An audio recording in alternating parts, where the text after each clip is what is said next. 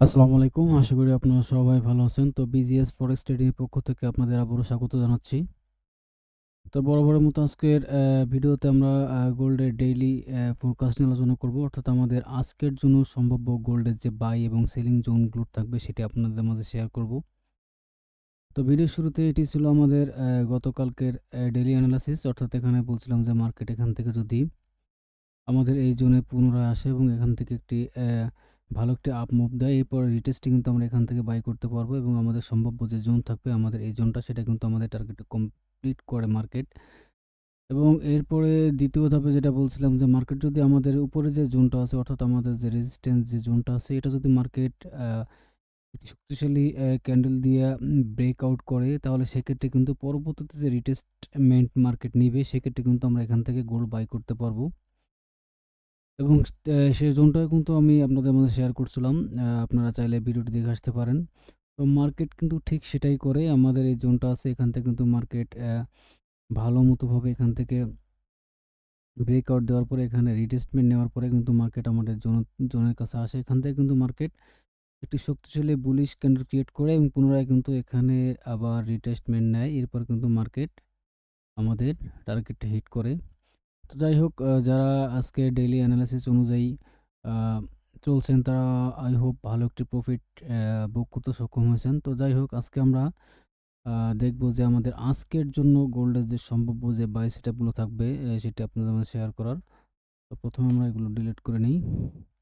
তো ভিডিওর শুরুতে প্রথমে আমরা দেখে নেব ফরেক্স ফ্যাক্টরি, অর্থাৎ আমাদের আজকের জন্য যে সম্ভাব্য নিউজগুলো আছে, দেখব যে কি নিউজ আছে। তো দেখতে পাচ্ছি যে আজকে কিন্তু মার্কেটে কোনো নিউজ নাই। তো যাই হোক, যেহেতু মার্কেটে কোনো নিউজ না, তো সেক্ষেত্রে কিন্তু মার্কেটটা আমরা একটি স্বাভাবিক মতো দেখতে পারি। তো যেহেতু আজকে আমরা গোল্ডের ডেইলি ফোরকাস্ট নিয়ে আলোচনা করব, তাহলে সেক্ষেত্রে আমরা প্রথমে দেখে নেব 1 আওয়ার ক্যান্ডেল এবং পর্যায়ক্রমে কিন্তু আমরা 15 মিনিট চার্ট দেখব। তো দেখেন, বর্তমানে আমরা কি দেখতে পাচ্ছি, গোল্ড কিন্তু বুলিশ মোমেন্টে আছে এবং আমরা কিন্তু সবসময় চেষ্টা করব গোল্ড বাই করার। তো যাই হোক, আজকে আমরা দেখতে পাচ্ছি কি মার্কেট কিন্তু আমাদের এই যে জোনটা আছে, অর্থাৎ এই জোনটা আমরা যদি এখানে একটা জোন ড্র করি,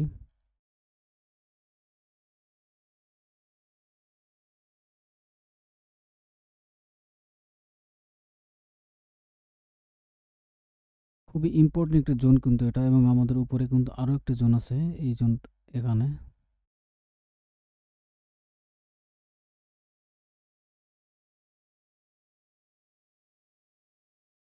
দেখেন কেন এই জোনটি এতটা ইম্পর্টেন্ট, সেটা কিন্তু যদি আমরা একটু খেয়াল করি, কিন্তু এখানে আমরা দেখতে পাচ্ছি সেটা হচ্ছে মার্কেট কিন্তু আমাদের এই জোনটাতে কিন্তু পূর্বে একবার আসছিল। দেখেন এখানে কিন্তু পূর্বে একবার আসছিল, এখান থেকে কিন্তু মার্কেট ব্রেকআউট দিয়ে কিন্তু পরবর্তীতে রিটেস্ট নিয়ে কিন্তু এখান থেকে মার্কেট উপরে যায়।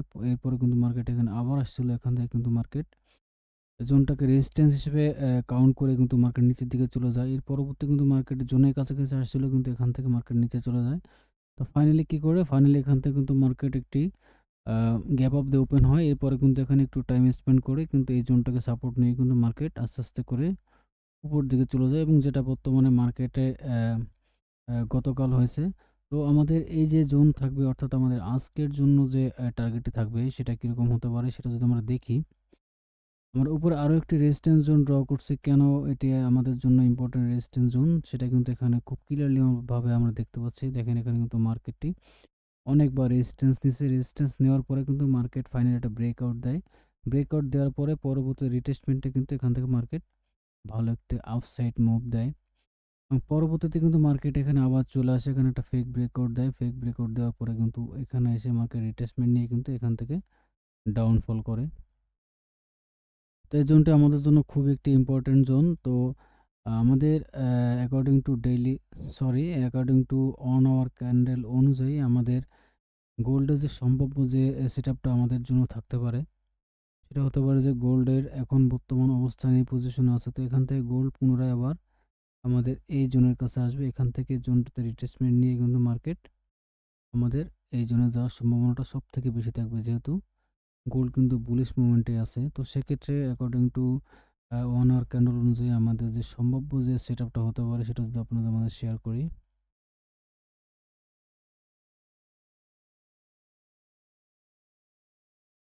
যেহেতু এটা আমাদের 1 আওয়ার ক্যান্ডেল, সেক্ষেত্রে কিন্তু জোনটা একটু খুব বড়ই।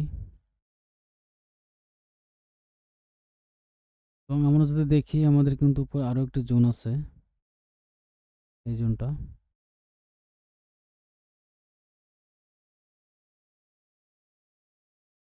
দেখেন গোল্ডের সিনারিও এরকম হতে পারে, গোল্ড এখান থেকে যেহেতু ব্রেকআউট দিয়ে গোল্ড উপরে চলে গেছে এবং এটা কিন্তু একটি সাপোর্ট হিসেবে বর্তমানে গোল্ড কাউন্ট করতেছে।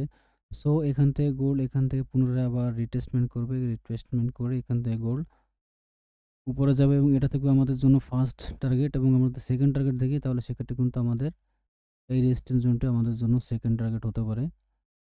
তো সেক্ষেত্রে আমরা যদি পয়েন্টগুলো দেখি, এটা ফার্স্ট টার্গেট এবং এটা আমাদের সেকেন্ড টার্গেট। আমরা যদি দেখি সম্ভব যে সেটআপটা তার পয়েন্টগুলো 5178 থেকে গ্রিন কালার করে দিই।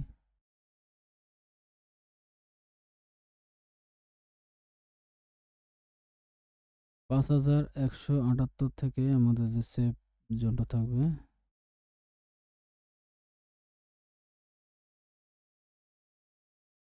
5178 অ্যাকর্ডিং টু অনার ক্যান্ডেল অনুযায়ী এটা থাকবে আমাদের আজকের জন্য গোল্ডের সম্ভাব্য বাই সেটআপ। এখান থেকে গোল্ডের সিনারিও এরকম হতে পারে, এখান থেকে এখানে আসলে রিট্রেসমেন্ট নেবে, এখান থেকে এটা ব্রেকআউট করবে, পুনরায় যে রিট্রেসমেন্ট নেবে এখান থেকে গোল্ড আবার উপরে যাওয়ার সম্ভাবনাটা সবথেকে বেশি থাকবে। এবং আমরা যদি দেখি যে গোল্ড যদি আমাদের এই যে জোনটা আছে, জোনটা যদি ব্রেকডাউন দেয় তাহলে গোল্ডের পরবর্তী যে টার্গেটটা হতে পারে, অর্থাৎ বেয়ারিশ মোমেন্টাম যদি দেখি তাহলে সেক্ষেত্রে গোল্ডের যে পরবর্তী যে টার্গেটটা হতে পারে সেটা হচ্ছে আমাদের এই জোনটা,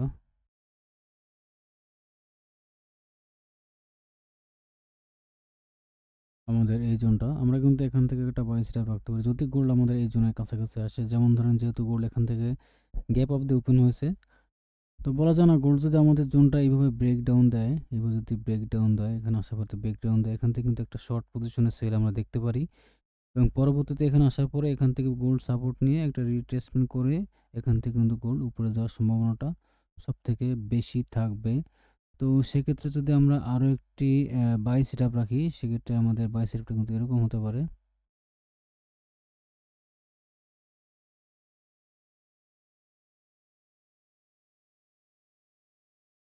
আমাদের ফার্স্ট টার্গেট থাকবে এটা এবং সেকেন্ড টার্গেট এটা এবং থার্ড টার্গেট আমাদের এই জোনটা। তো সে সম্ভাব্য জোনটা যদি আপনাদের মধ্যে শেয়ার করি, সেই জোনটা আমাদের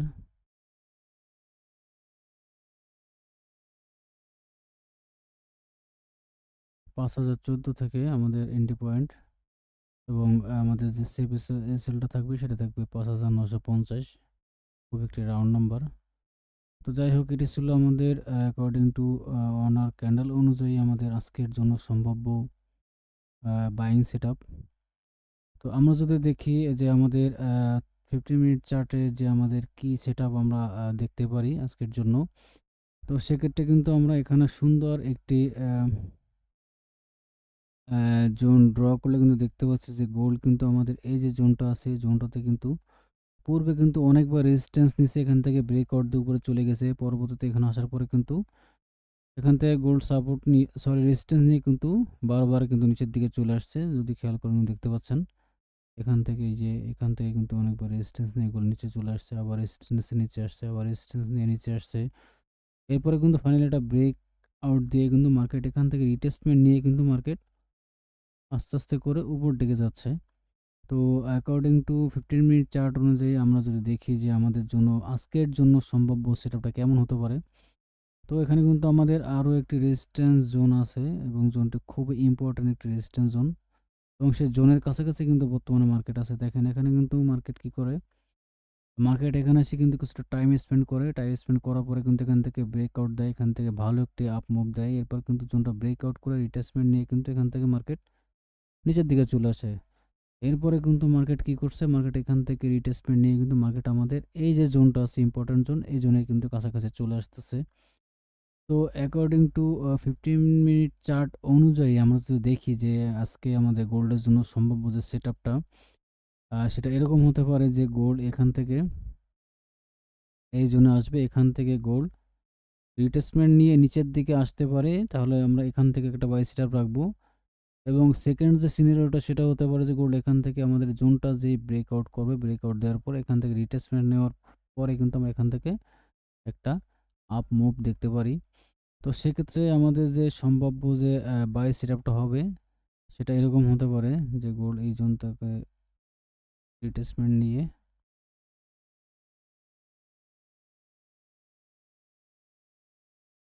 এবং উপরে কিন্তু আমাদের আরও একটি ইম্পর্টেন্ট জোন দেখতে পাচ্ছি, রেজিস্ট্যান্স জোন। কেন দেখেন এখানে কিন্তু গোল্ড বারবার কিন্তু রেসপেক্ট করছে এবং এখানে কিন্তু গোল্ড রেজিস্ট্যান্স নিয়ে কিন্তু ভালো একটি ডাউনফল করছে এবং এখান থেকে হিউজ পরিমাণ কিন্তু গোল্ড সেল হয়েছে। তো যাই হোক আমাদের আজকের জন্য 15 মিনিট চার্ট অনুযায়ী যে সেটআপটা, ফার্স্ট যে বাই সেটআপটা এটা যদি আপনাদের শেয়ার করি, সে জোনটা যদি বলি 5133 থেকে এটা আমাদের এন্ট্রি পয়েন্ট এবং যে এক্সিট পয়েন্টটা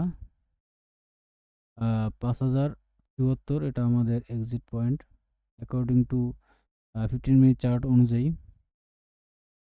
এবং গোল্ড যদি আমাদের এই জোনটা ব্রেকআউট দেয় পরবর্তীতে কিন্তু আমরা এখান থেকে রিট্রেসমেন্ট আরেকটি বাই করতে পারি এবং টার্গেট কিন্তু থাকবে আমাদের অল টাইম হাইয়ের কাছাকাছি।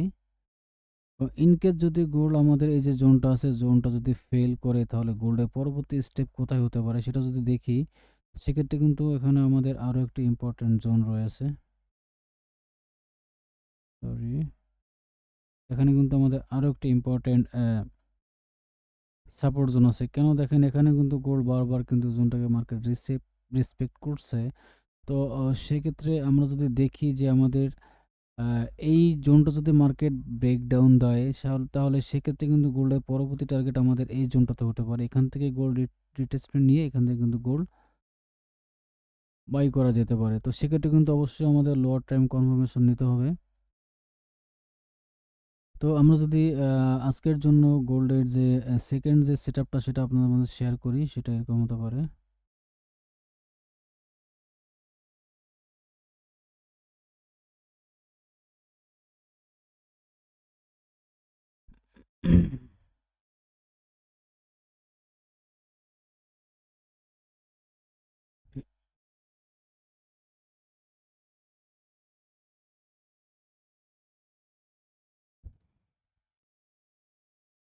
হ্যাঁ, আমাদের যে সেকেন্ড যে বাই সেটআপ তার যে জোনটা সেটা যদি শেয়ার করি, সেটা 4912 থেকে 4854 এই জোন থেকে কিন্তু আমরা গোল্ড বাই করতে পারি। তাহলে সেক্ষেত্রে কিন্তু গোল্ডের সিনারিও এরকম হতে হবে।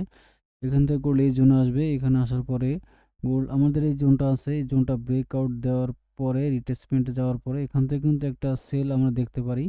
অন্যথায় আমাদের এই যে জোনে আসবে, এখানে আসার পরে এখান থেকে রিট্রেসমেন্ট নিতে মার্কেট যে উপরে যাবে, এখান থেকে একটা পুলব্যাক নিলে এখান থেকে আমরা লোয়ার টাইম কনফার্মেশন দিয়ে কিন্তু এই জোন থেকে আমরা গোল্ড বাই করতে পারি। তো সেক্ষেত্রে কিন্তু অবশ্যই আমাদের, আমি আবারও বলছি, সেক্ষেত্রে আমাদের অবশ্যই লোয়ার টাইমে কনফার্মেশন নিতে হবে।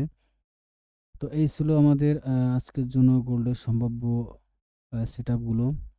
তো আমাদের বাকি যে আপডেটসগুলো আছে সেগুলো আমাদের যে পাবলিক টেলিগ্রাম চ্যানেল আছে এখানে জানিয়ে দেওয়া হবে। তো আপনারা চাইলে এখানে সম্পূর্ণ ফ্রিতে জয়েন হতে পারেন। তো সবাই ভালো থাকবেন। আল্লাহ হাফেজ।